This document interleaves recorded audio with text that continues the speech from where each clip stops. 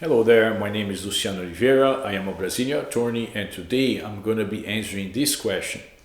Are there any taxes or duties imposed on large money transfers to Brazil? Well, the first duty is like to heavily document the transfer. Whenever sending a wire from abroad to Brazil, the sending bank, they are usually not going to ask you many questions.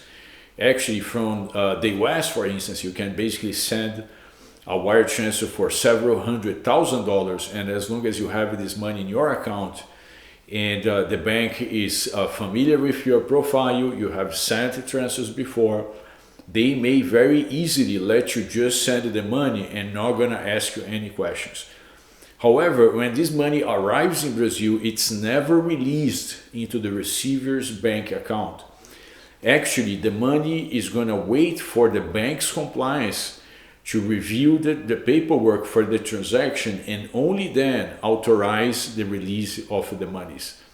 So that's the first duty. In terms of taxes, taxes are going to apply no matter what. So even if you're sending money through an app like Wise or Remitly or MoneyGram or Western Union, you still need to pay the taxes, right?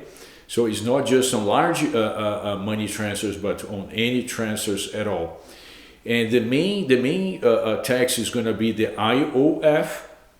The IOF is for 0.38%, so less than 1%. And this is a tax over the transfer. So just the fact that you transfer the money into Brazil is going to trigger this tax. Now, depending on the purpose of the transfer, there may be other tax liabilities, okay?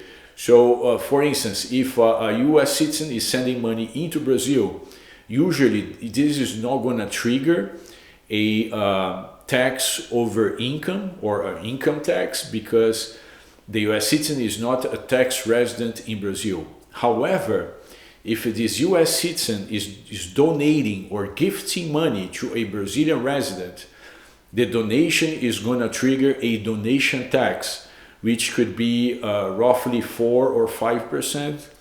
The exact rate is going to depend on which state, because the donation taxes in Brazil, they are set at the state level.